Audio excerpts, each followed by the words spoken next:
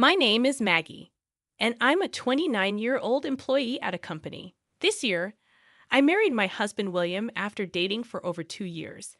We began our married life in the apartment I have lived in since my single days, a gift from my father when I first started working. With my brother and his wife deciding to live with our parents, I took the opportunity to start a new chapter in my life by moving out. My father, not lacking in resources, bought me an apartment near our family home. Whether he intended to provide support or simply keep me close, I found myself in a wonderful, spacious apartment. William, on the other hand, had been living in a small apartment, which became too cramped for both of us. As soon as we decided to get married, he moved into my larger space. The first time I visited William's family home, located in a region heavy with snow, was during winter. Coming from the city, the amount of snow and the coldness were astonishing. His family's house felt like something out of a fairy tale, with my mother-in-law and brother-in-law living there. In the past, when my father-in-law was alive, they lived as part-time farmers, surrounded by fields and distant neighbors. What surprised me even more was that the toilet and bath were located outside the house. While I could tolerate it for occasional visits, the idea of living there long-term, especially during harsh winters, seemed inconvenient and challenging. It took courage to venture out to the toilet in the middle of the night, and I worried about catching a cold after showering and dropping temperatures. During my visit for our marriage ceremony, I didn't stay overnight, so I didn't experience the full hassle of the outdoor facilities. However, my mother-in-law and brother-in-law were kind and welcoming, which eased my concerns about living there. Although we wouldn't be living together, I wanted to build a harmonious relationship with them. Yet, something nagged at me. Whenever my mother-in-law was alone with my husband, she seemed to murmur complaints about something. What bothered me even more was that my brother-in-law had been married before and divorced after about a year, a detail my husband kept from me. While I understood that marital issues could arise, my husband's silence on his brother's divorce prevented me from asking further. At our wedding, my mother-in-law wore a beaming smile, which my father praised as a sign of her kindness. I smiled back, but my mother had a slightly different opinion. Despite her smiles in front of others, she often appeared grumpy when she thought no one was looking. Be careful, she might be two-faced, my mother advised me, but I brushed off her concerns, believing there wouldn't be any issues unless we lived together. Indeed, we began our married life in the apartment happily, without any worries. However, 3 months after our marriage, my husband started pushing all household chores onto me and making decisions unilaterally. Despite both of us working and promising to share household duties, he began to slack off. Initially, he helped with cleaning the bathroom and occasionally prepared dinner when I came home late. But lately, he became reluctant even to do these tasks, leaving everything to me. If I came home late and started cooking, he would sometimes shout in irritation, "Hurry up and make it. I'm hungry from working." I, too, came home tired and hungry from work, often finding myself preparing dinner while feeling irritated. More than that, I was upset that he decided everything on his own. Perhaps there were signs before we got married, but I misunderstood and thought he was a decisive and reliable man. Not long after our wedding, furniture and a sofa suddenly arrived at our place. I was shocked and asked my husband, "What's this about? Where do you plan to put this sofa and furniture?" With a smile, my husband replied, "I don't feel the current vibe of this room suits me, so I thought of replacing the furniture with ones that match my taste." He wanted to dispose of all the furniture I chose and change the ambience of the room with furniture that matched his own preference. If he had consulted with me, we could have gone together to select the furniture. But my husband acted on his own accord, disregarding my preferences completely. It was okay for him to style his own room however he wanted. But I disliked him unilaterally changing the shared living space. His sense of design lacked coherence, and I was left speechless by his choice of mismatched furniture colors and shapes. Then, an unexpected proposal came up. "It would be nice if you could pay for it." After all, this was originally your apartment, wasn't it? Frankly, I was already frustrated that he had taken over the living room with his tasteless furniture. But now he was asking me to pay for it. I wondered if he was joking and asked him again, why should I pay for it? Moreover, it's the furniture you bought on your own. Normally, I don't talk back, but this time I responded strongly. My husband seemed lost for words, but he apparently didn't want to spend his own money. This year marked our first Christmas since getting married, so we decided to spend the holidays at his parents' home. It was my first day at my in-laws' house, so I was anxious and nervous. At that moment, my mother-in-law spoke with a kind smile. Maggie, you can relax here. However, I couldn't just sit idly, heeding my mother's advice. I remained cautious, as there might be a hidden side to my mother-in-law. When I first arrived, my mother-in-law did nothing but rest. In the past, brides had to eat alone in the kitchen. It's nice that we can eat together now, she remarked, confusing me with her stories from the past. I noticed my brother-in-law cautioning her, but my husband seemed oblivious. After enduring sarcastic remarks from my mother-in-law, I offered to clean up after dinner. She smiled but said, I'll do it. I wouldn't want you to break our precious dishes. It made me realize my mother's advice was spot on. The first day was filled with her sarcasm. The next day, however, things took a turn for the worse. That evening, my husband went out drinking with friends and with my brother-in-law on a fire brigade trip. It was just my mother-in-law and me. To be honest, I was quite nervous. After dinner, while she was in the shower, I could relax a bit. But when she came out, she said, I'm going to bed now. Make sure to lock the front door. I awkwardly replied, yes, and prepared to take my shower in the separate bathhouse, which was chilly. Local residents might be used to it, but for me, it was tough. After I had settled in, the lights in the main house suddenly went out while I was relaxing in the bathtub. I thought I heard footsteps outside, so I stayed still and listened carefully. After a while, the lights went out, and it became pitch dark. At first, I thought there was a power outage, but when I peeked out the window, the lights in the neighboring house were still on. I began to suspect if my mother-in-law was playing a mean prank on me.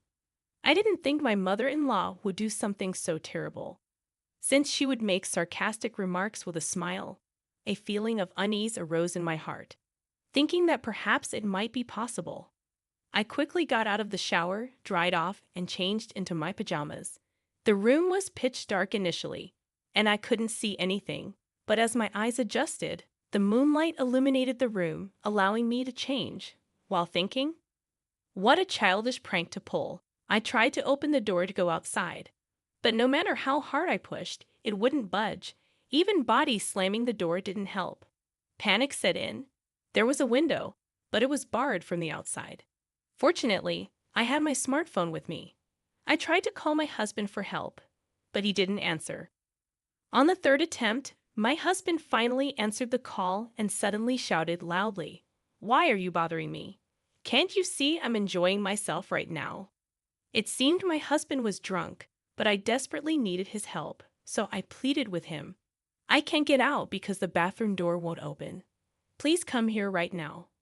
However, it seemed he didn't understand or didn't care, as he responded vaguely, "It's your fault for taking a shower at this time.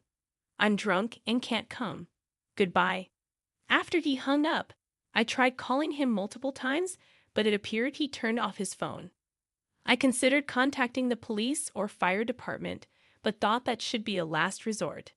I hesitated to report to the police because I feared my mother-in-law would be angry. First, I tried to find a way to escape on my own. I thought maybe if I shouted out of the bathroom window, someone passing by might notice. However, the window had frozen shut. My husband had mentioned that the pipes sometimes freeze. If I were to be trapped here all night, I might freeze to death. Just as I was reluctantly about to call the police, I heard a voice from outside. "Has the breaker tripped and the lights are out?" "Hello, is anyone inside?" Hearing that voice brought relief. I heard a knocking sound, realizing someone outside was trying to help. And soon enough, the door was opened. I thanked the old man. He sighed and said, "She never learns, does she?" Trying to torment her daughter-in-law again.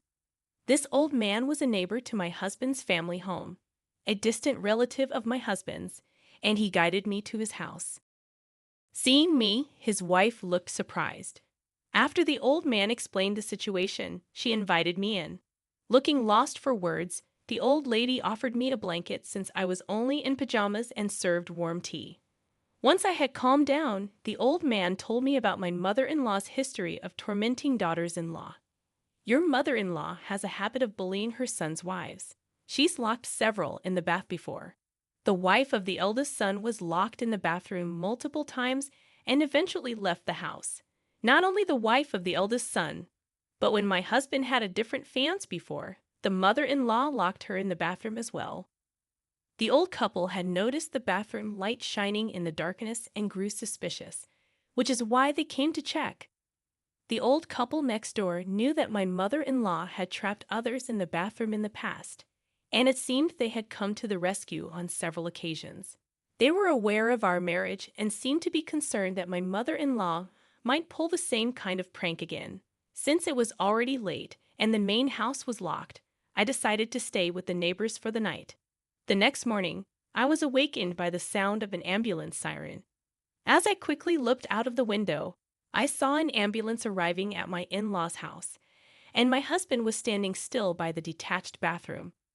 I headed in that direction too, thinking that my husband might have mistakenly believed I was still trapped in the bathroom and called the ambulance. Of course, no one was in the bathroom. I felt sorry for the paramedics who had been called out because of my husband's mistake. When I approached my husband, he began shouting as soon as he saw my face. "Why is my mother lying down there? Weren't you trapped in the bathroom?" Shocked by those words, I peeked into the bathroom, and sure enough, I could see a figure lying down with arms and legs outstretched. The woman being spoken to by the paramedics sat up, touching the back of her head. It seemed her life wasn't in danger, and from her figure, I recognized that it was my mother-in-law. I didn't understand why she was there, but one of the paramedics explained. She appears to have hit her head and lost consciousness. We'll take her to the hospital for a checkup. It seems she slipped on the soap that was on the floor and hit her head. In my panic when the lights went out, I might have scattered things like soap on the floor. I couldn't clean it up in the dark, and it seems my mother-in-law slipped on that soap. In the early morning, she probably entered the bathroom to check on me and slipped and fell because of the soap. As my mother-in-law was being carried past on a stretcher, she glared at me with a stern expression. When my husband was taken to the hospital in an ambulance, the neighbors approached and spoke to me. "I'm glad nothing happened to you. It's divine punishment for the harassment you faced as a daughter-in-law." I thanked the neighbors again, realizing that if it weren't for the old man, I might have been the one in the ambulance. I quickly changed and informed my brother-in-law that my mother-in-law had been taken to the hospital. He said he was heading to the hospital right away. Alone, I went to the detached bathroom and reflected on the previous night's events. At the bathroom door, there was a stick used to bar the door shut. This was why I couldn't get out. That afternoon, my mother-in-law returned home with my husband and brother-in-law, and she directed her anger at me. "Because you left the bathroom without telling me this happened." As I thought of responding, my husband also showed his anger. Exactly. If Maggie had just stayed in the bathroom, my mother wouldn't have suffered like this. However, my brother-in-law angrily countered both my husband and mother-in-law. "What are you both thinking? Stop this cruel game of locking my sister-in-law in the bathroom." Later, my brother-in-law reappeared with a travel bag and told my husband and mother-in-law, "I'm done taking care of my mother. I'm leaving this house. Do as you please." Unable to bear it any longer, I asked my brother-in-law, "I'm also leaving. Could you drop me off at the nearby station?" My husband desperately tried to stop me. "Who said you can just leave?" I responded firmly, "Let's get divorced. Did you help me when I begged yesterday? I'll get the divorce papers ready."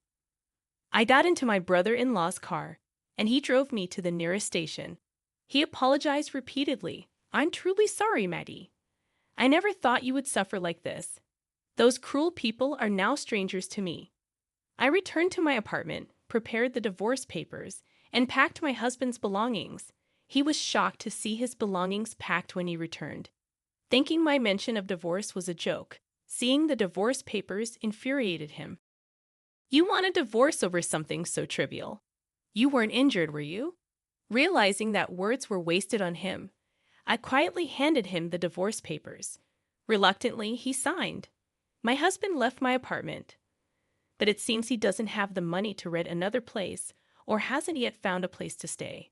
The truth is, throughout our married life, my husband was reliant on my income, squandering his own salary and even accumulating debt.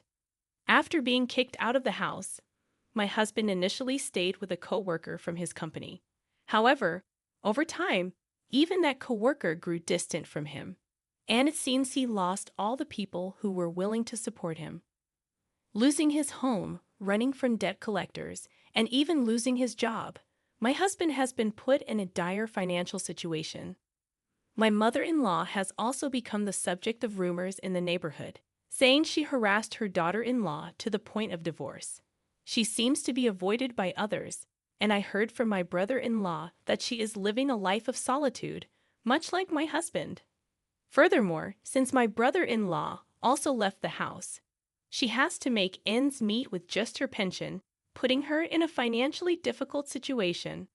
In the countryside, a car is essential to go anywhere, but with no one at home and being disliked by the neighbors, it seems she can't get any assistance. It appears that my mother-in-law, abandoned by both family and neighbors, is living all alone. As for my husband, he is overwhelmed with his own problems and doesn't have the capacity to help his mother. After the divorce, I disposed of the tacky furniture my husband had chosen. I started a new life with my favorite furniture, hopeful for a better future and seeking new positive encounters.